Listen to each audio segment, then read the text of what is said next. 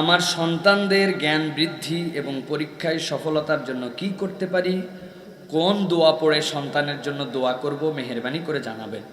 প্রিয় ভাইয়েরা, আমাদের প্রত্যেকেরই সন্তানের ব্যাপারে আমাদের দায়িত্বশীল হওয়া উচিত। এই হিসাবে আমি বলবো, প্রিয় ভাইয়েরা, পিতামাতার জন্য আপনারা দুইটি আমল সন্তানের সফলতার জন্য করতে হবে নিজেদের, আর দুইটি আমল করাতে হবে। কয়টা আমল করতে হবে আর কয়টা আমল করাতে হবে? দুইটা আমল কি করবেন? এক নম্বর, সন্তানের জন্য আমরা অনেক দোয়া করি, কিন্তু নবী করিম সাল্লাল্লাহু আলাইহি ওয়াসাল্লাম হযরতে আব্দুল্লাহ ইবনে আব্বাসের জন্য যে দোয়া করেছেন, ওই দোয়াটা সন্তানের জন্য আমরা করি না।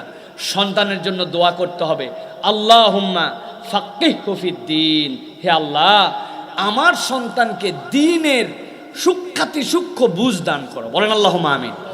আমার সন্তানকে ডাক্তার বানাও, ইঞ্জিনিয়ার বানাও, হে করো সে করো, কত কিছু করি না, কিন্তু মৌলিক দোয়া এইটা, আল্লাহুম্মা ফাক্কিহহু ফিদ্দীন ওয়া আল্লিমহু তাওয়িল।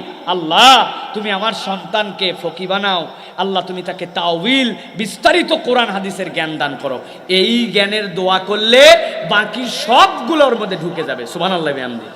যে ফকি হতে পারে, সূক্ষ্ম জ্ঞান নিতে পারে, তার কাছে বাংলা ইংরেজি এইগুলো তখন আর ঠেকবে না। তাহলে এই দোয়াটা আমরা এক নম্বরে করব।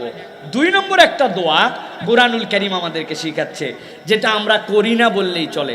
আমরা আল্লাহর কাছে দোয়া করব, রব্বানা লিয়ুকিমুস সালাতা ফাজআল আফইদাতাম মিনান নাস।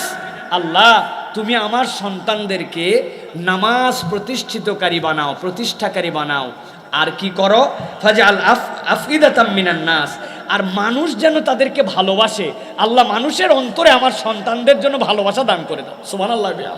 আল্লাহ রাব্বুল আমিন বলছেন, এটা সাথে সাথে বলবে কি, তাহবি ইলাইক, আর আপনি আপনার সন্তানের জন্য দোয়া করতেছেন, ওয়ারযুকহুম মিনাস সামারাত লাআল্লাহুম ইয়াশকুরুন, আর আল্লাহ তুমি আসমান জমিন থেকে তাদের জন্য রিজিক দাও।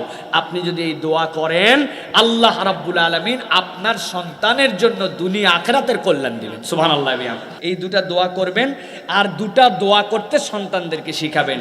এর একটা দোয়া হচ্ছে, সুবহানাকা লা ইলমা লানা ইল্লা মা আল্লামতানা ইন্নাকা আনতাল আলিমুল হাকিম। আমি অনেক পারি, আমার বাচ্চাটা খুব বোঝে, আমার বাচ্চাটা খুব ট্যালেন্ট, এইগুলা কখনো বলতে বলবেন না। এইগুলা বলার পরে তাবারাকাল্লাহ বলবেন, আর বলবেন সুবহানাকা লা ইলমা লানা, আমার কোনো জ্ঞান নাই, আল্লাহ যা দেন ওই জ্ঞান থেকে আমি পাই।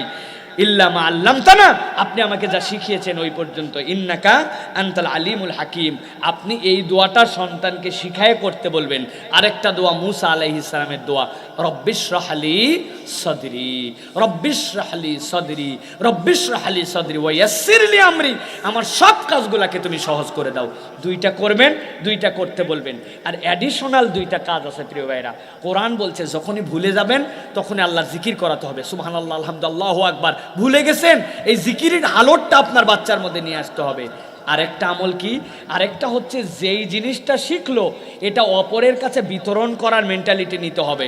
এইটা মানুষের আমল করার জন্য এটা টেন্ডেন্সি নিয়ে আসতে হবে। সে একটা গণিতিকতার কথা জানে, তার একটা বাচ্চা, ছোট ভাই কারো কাছে এই গণিতটা শিখাবে। এটা হচ্ছে এলেমের চর্চা, এলেমের বারাকা।